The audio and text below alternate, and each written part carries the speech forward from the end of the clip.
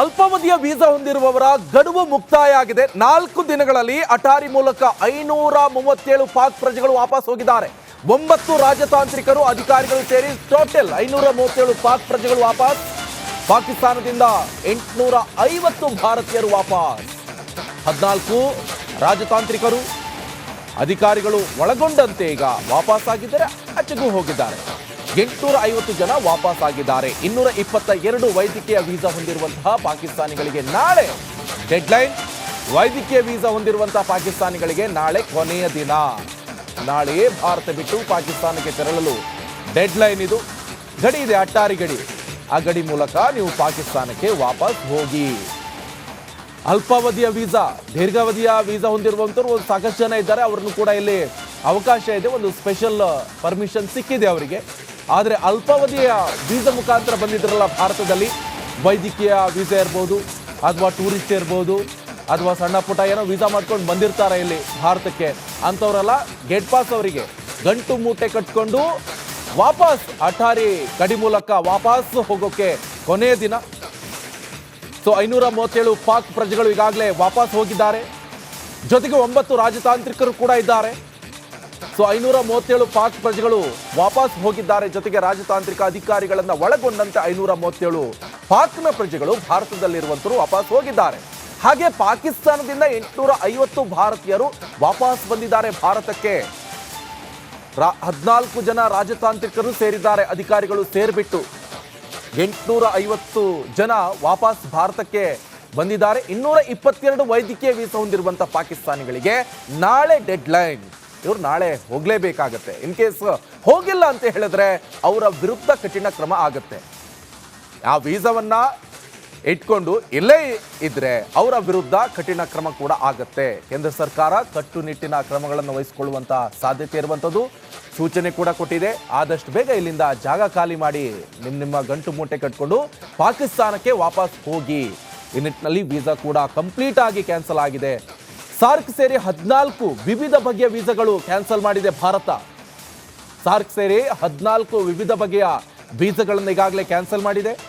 ಅವರು ಯಾರಿಗೂ ಕೂಡ ಭಾರತದಲ್ಲಿ ಇರುವಂತಹ ಹಕ್ಕು ಇಲ್ಲ, ವಾಪಸ್ ಪಾಕಿಸ್ತಾನಕ್ಕೆ ಹೋಗಬೇಕು. ಅಲ್ಪಾವಧಿಯ ವೀಸಾ ಹೊಂದಿರುವವರ ಗಡುವು ಮುಕ್ತಾಯ ಆಗಿದೆ. 4 ದಿನಗಳಲ್ಲಿ ಅಟಾರಿ ಮೂಲಕ 537 ಪಾಕ್ ಪ್ರಜೆಗಳು ವಾಪಸ್ ಹೋಗಿದ್ದಾರೆ. 9 ರಾಜತಾಂತ್ರಿಕರು ಅಧಿಕಾರಿಗಳು ಸೇರಿ ಟೋಟಲ್ 537 ಪಾಕ್ ಪ್ರಜೆಗಳು ವಾಪಸ್. ಪಾಕಿಸ್ತಾನದಿಂದ 850 ಭಾರತೀಯರು ವಾಪಸ್. 14 ರಾಜತಾಂತ್ರಿಕರು ಅಧಿಕಾರಿಗಳು ಒಳಗೊಂಡಂತೆ ಈಗ ವಾಪಸ್ ಆಗಿದ್ದಾರೆ, ಆಚೆಗೂ ಹೋಗಿದ್ದಾರೆ.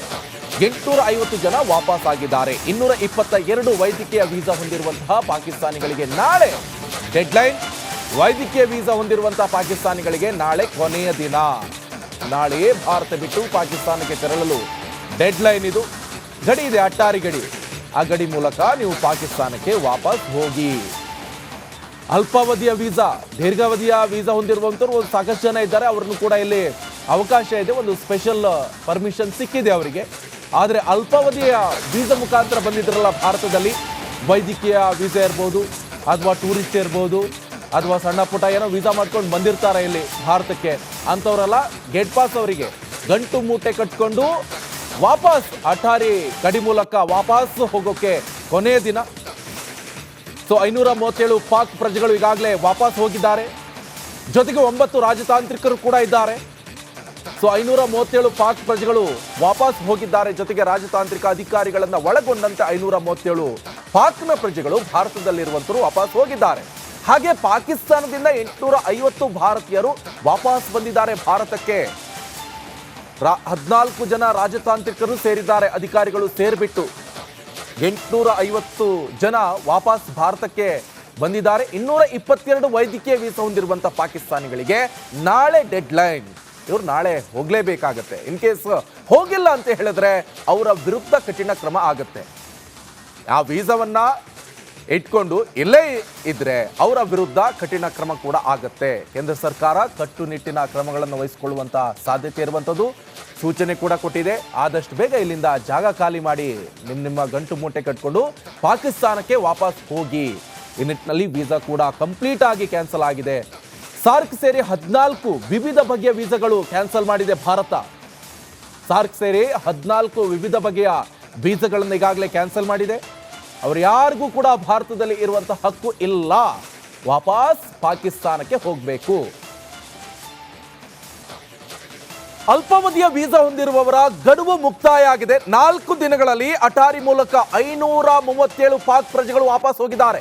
9 ರಾಜತಾಂತ್ರಿಕರು ಅಧಿಕಾರಿಗಳು ಸೇರಿ ಟೋಟಲ್ 537 ಪಾಕ್ ಪ್ರಜೆಗಳು ವಾಪಸ್. ಪಾಕಿಸ್ತಾನದಿಂದ 850 ಭಾರತೀಯರು ವಾಪಸ್. 14 ರಾಜತಾಂತ್ರಿಕರು ಅಧಿಕಾರಿಗಳು ಒಳಗೊಂಡಂತೆ ಈಗ ವಾಪಸ್ ಆಗಿದ್ದಾರೆ, ಆಚೆಗೂ ಹೋಗಿದ್ದಾರೆ. 850 ಜನ ವಾಪಸ್ ಆಗಿದ್ದಾರೆ. 222 ವೈದ್ಯಕೀಯ ವೀಸಾ ಹೊಂದಿರುವಂತಹ ಪಾಕಿಸ್ತಾನಿಗಳಿಗೆ ನಾಳೆ ಡೆಡ್ಲೈನ್. ವೈದ್ಯಕೀಯ ವೀಸಾ ಹೊಂದಿರುವಂತಹ ಪಾಕಿಸ್ತಾನಿಗಳಿಗೆ ನಾಳೆ ಕೊನೆಯ ದಿನ. ನಾಳೆಯೇ ಭಾರತ ಬಿಟ್ಟು ಪಾಕಿಸ್ತಾನಕ್ಕೆ ತೆರಳಲು ಡೆಡ್ಲೈನ್. ಇದು ಗಡಿ ಇದೆ, ಅಟ್ಟಾರಿ ಗಡಿ. ಆ ಗಡಿ ಮೂಲಕ ನೀವು ಪಾಕಿಸ್ತಾನಕ್ಕೆ ವಾಪಸ್ ಹೋಗಿ. ಅಲ್ಪಾವಧಿಯ ವೀಸಾ, ದೀರ್ಘಾವಧಿಯ ವೀಸಾ ಹೊಂದಿರುವಂಥವ್ರು ಒಂದು ಸಾಕಷ್ಟು ಜನ ಇದ್ದಾರೆ. ಅವ್ರನ್ನು ಕೂಡ ಇಲ್ಲಿ ಅವಕಾಶ ಇದೆ, ಒಂದು ಸ್ಪೆಷಲ್ ಪರ್ಮಿಷನ್ ಸಿಕ್ಕಿದೆ ಅವರಿಗೆ. ಆದರೆ ಅಲ್ಪಾವಧಿಯ ವೀಸಾ ಮುಖಾಂತರ ಬಂದಿದ್ರಲ್ಲ ಭಾರತದಲ್ಲಿ, ವೈದ್ಯಕೀಯ ವೀಸಾ ಇರ್ಬೋದು ಅಥವಾ ಟೂರಿಸ್ಟ್ ಇರ್ಬೋದು ಅಥವಾ ಸಣ್ಣ ಪುಟ್ಟ ಏನೋ ವೀಸಾ ಮಾಡ್ಕೊಂಡು ಬಂದಿರ್ತಾರೆ ಇಲ್ಲಿ ಭಾರತಕ್ಕೆ, ಅಂಥವರೆಲ್ಲ ಗೇಟ್ ಪಾಸ್ ಅವರಿಗೆ ಗಂಟು ಮೂಟೆ ಕಟ್ಕೊಂಡು ವಾಪಸ್ ಅಟಾರಿ ಗಡಿ ಮೂಲಕ ವಾಪಸ್ ಹೋಗೋಕೆ ಕೊನೆಯ ದಿನ. ಸೊ 537 ಪಾಕ್ ಪ್ರಜೆಗಳು ಈಗಾಗಲೇ ವಾಪಸ್ ಹೋಗಿದ್ದಾರೆ. ಜೊತೆಗೆ 9 ರಾಜತಾಂತ್ರಿಕರು ಕೂಡ ಇದ್ದಾರೆ. ಸೊ 537 ಪಾಕ್ ಪ್ರಜೆಗಳು ವಾಪಸ್ ಹೋಗಿದ್ದಾರೆ. ಜೊತೆಗೆ ರಾಜತಾಂತ್ರಿಕ ಅಧಿಕಾರಿಗಳನ್ನ ಒಳಗೊಂಡಂತೆ 537 ಪಾಕ್ನ ಪ್ರಜೆಗಳು ಭಾರತದಲ್ಲಿರುವಂತರು ವಾಪಸ್ ಹೋಗಿದ್ದಾರೆ. ಹಾಗೆ ಪಾಕಿಸ್ತಾನದಿಂದ 850 ಭಾರತೀಯರು ವಾಪಸ್ ಬಂದಿದ್ದಾರೆ ಭಾರತಕ್ಕೆ. 14 ಜನ ರಾಜತಾಂತ್ರಿಕರು ಸೇರಿದ್ದಾರೆ, ಅಧಿಕಾರಿಗಳು ಸೇರ್ಬಿಟ್ಟು 850 ಜನ ವಾಪಸ್ ಭಾರತಕ್ಕೆ ಬಂದಿದ್ದಾರೆ. 222 ವೈದ್ಯಕೀಯ ವೀಸಾ ಹೊಂದಿರುವಂತಹ ಪಾಕಿಸ್ತಾನಿಗಳಿಗೆ ನಾಳೆ ಡೆಡ್ಲೈನ್. ಇವರು ನಾಳೆ ಹೋಗಲೇಬೇಕಾಗತ್ತೆ. ಇನ್ ಕೇಸ್ ಹೋಗಿಲ್ಲ ಅಂತ ಹೇಳಿದ್ರೆ ಅವರ ವಿರುದ್ಧ ಕಠಿಣ ಕ್ರಮ ಆಗುತ್ತೆ. ಆ ವೀಸಾವನ್ನ ಇಟ್ಕೊಂಡು ಇಲ್ಲೇ ಇದ್ರೆ ಅವರ ವಿರುದ್ಧ ಕಠಿಣ ಕ್ರಮ ಕೂಡ ಆಗತ್ತೆ. ಕೇಂದ್ರ ಸರ್ಕಾರ ಕಟ್ಟುನಿಟ್ಟಿನ ಕ್ರಮಗಳನ್ನು ವಹಿಸಿಕೊಳ್ಳುವಂತ ಸಾಧ್ಯತೆ ಇರುವಂಥದ್ದು ಸೂಚನೆ ಕೂಡ ಕೊಟ್ಟಿದೆ. ಆದಷ್ಟು ಬೇಗ ಇಲ್ಲಿಂದ ಜಾಗ ಖಾಲಿ ಮಾಡಿ ನಿಮ್ಮ ಗಂಟು ಮೂಟೆ ಕಟ್ಕೊಂಡು ಪಾಕಿಸ್ತಾನಕ್ಕೆ ವಾಪಸ್ ಹೋಗಿ. ಈ ನಿಟ್ಟಿನಲ್ಲಿ ವೀಸಾ ಕೂಡ ಕಂಪ್ಲೀಟ್ ಆಗಿ ಕ್ಯಾನ್ಸಲ್ ಆಗಿದೆ. ಸಾರ್ಕ್ ಸೇರಿ 14 ವಿವಿಧ ಬಗೆಯ ವೀಸಾಗಳು ಕ್ಯಾನ್ಸಲ್ ಮಾಡಿದೆ ಭಾರತ. ಸಾರ್ಕ್ ಸೇರಿ 14 ವಿವಿಧ ಬಗೆಯ ವೀಸಾಗಳನ್ನು ಈಗಾಗಲೇ ಕ್ಯಾನ್ಸಲ್ ಮಾಡಿದೆ. ಅವರು ಯಾರಿಗೂ ಕೂಡ ಭಾರತದಲ್ಲಿ ಇರುವಂತಹ ಹಕ್ಕು ಇಲ್ಲ, ವಾಪಸ್ ಪಾಕಿಸ್ತಾನಕ್ಕೆ ಹೋಗಬೇಕು. ಅಲ್ಪಾವಧಿಯ ವೀಸಾ ಹೊಂದಿರುವವರ ಗಡುವು ಮುಕ್ತಾಯ ಆಗಿದೆ. 4 ದಿನಗಳಲ್ಲಿ ಅಟಾರಿ ಮೂಲಕ 537 ಪಾಕ್ ಪ್ರಜೆಗಳು ವಾಪಸ್ ಹೋಗಿದ್ದಾರೆ.